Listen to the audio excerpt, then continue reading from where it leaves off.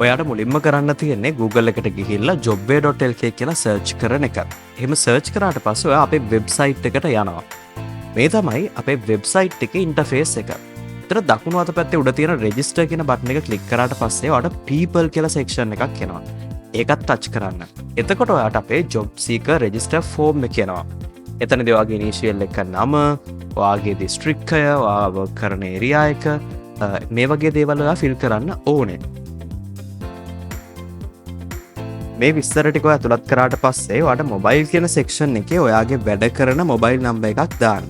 ඒ mobile number එක දැම්මට පස්සේ ඔයාට OTP එකක් එනවා. ඒ phone එකට ආපු OTP එක ඔයා මේ හිස් කොටුවල type කරන්න ඕනේ. එතකොට තමයි ඔයාව හරියටම website එකට verify වෙන්නේ. ඊට පස්සේ ඔයාට තියෙන්නේ ඔයාටම කියලා password එකක් හදාගන්න එක.